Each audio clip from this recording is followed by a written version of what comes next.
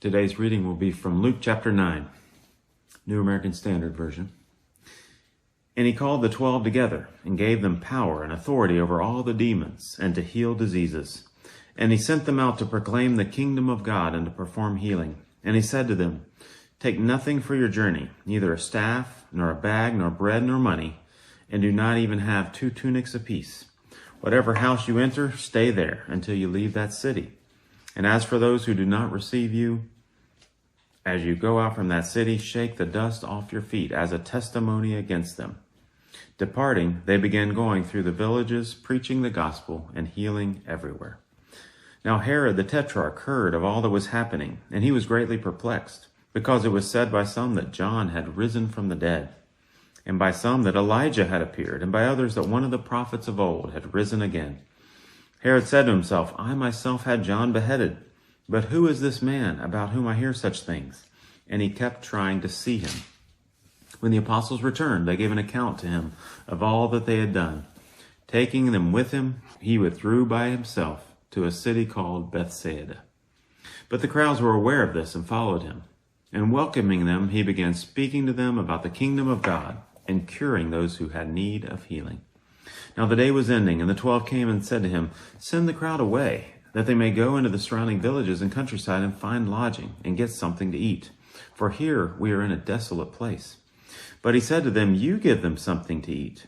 And they said, "We have no more than 5 loaves and 2 fish, unless perhaps we go and buy food for all these people."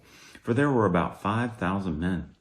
And he said to his disciples, "Have them sit down to eat in groups of about 50 each." And they did so, and had them all sit down. Then he took the 5 loaves and the 2 fish, and looking up to heaven, he blessed them and broke them, and kept giving them to the disciples to set before the people. And they all ate and were satisfied, and the broken pieces which they had left over were picked up, 12 baskets full. And it happened that while he was praying alone, the disciples were with him. And he questioned them, saying, "Who do people say that I am?" They answered and said, "John the Baptist. Others say Elijah, but others that one of the prophets of old has risen again." And he said to them, "But who do you say that I am?" And Peter answered and said, "The Christ of God." But he warned them and instructed them not to tell this to anyone, saying, "The Son of Man must suffer many things, and be rejected by the elders and chief priests and scribes, and be killed, and be raised up on the 3rd day." And he was saying to them all, "If anyone wishes to come after me, he must deny himself and take up his cross daily and follow me. For whoever wishes to save his life will lose it, but whoever loses his life for my sake, he is the one who will save it. For what is a man profited if he gains the whole world and loses or forfeits himself? For whoever is ashamed of me and my words, the Son of Man will be ashamed of him when he comes in his glory, and the glory of the Father and of the holy angels.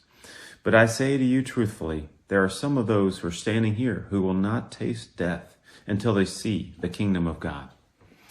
Some 8 days after these sayings, he took along Peter and James and John and went up on the mountain to pray. And while he was praying, the appearance of his face became different. His clothing became white and gleaming. And behold, 2 men were talking with him, and they were Moses and Elijah, who appearing in glory were speaking of his departure, which he was about to accomplish at Jerusalem. Now Peter and his companions had been overcome with sleep, but when they were fully awake, they saw his glory and the 2 men standing with him.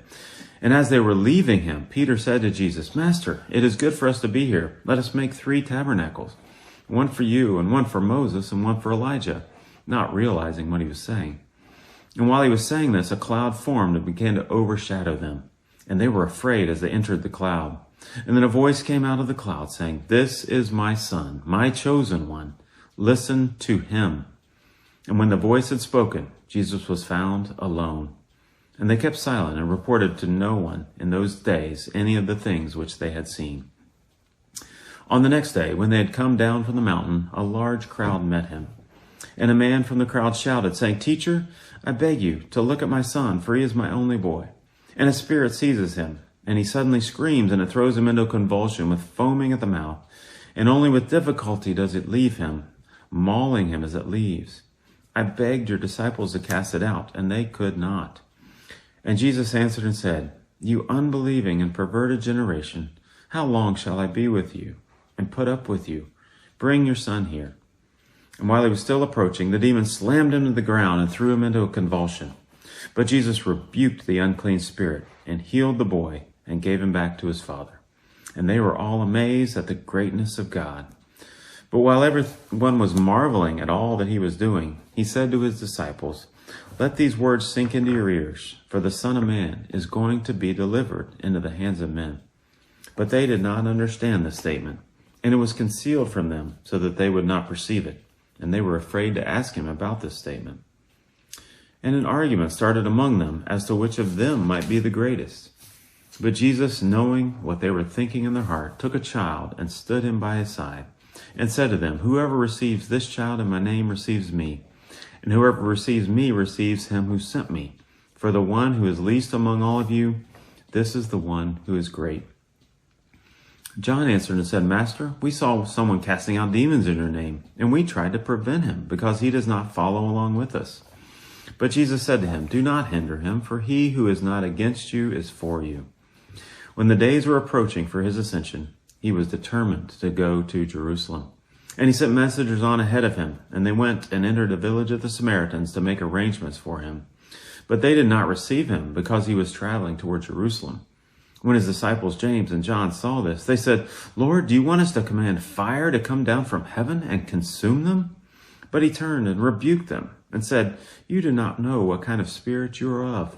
For the Son of Man did not come to destroy men's lives, but to save them." And they went on to another village. And as they were going along the road, someone said to him, "I will follow you wherever you go." And Jesus said to him, "The foxes have holes and the birds of the air have nests, but the Son of Man has nowhere to lay his head." And he said to another, "Follow me." But he said, "Lord, permit me first to go and bury my father." But he said to him, "Allow the dead to bury their own dead. But as for you, go and proclaim everywhere the kingdom of God." And another also said, "I will follow you, Lord, but first permit me to say goodbye to those at home." But Jesus said to him, "No one, after putting his hand to the plow and looking back, is fit for the kingdom of God."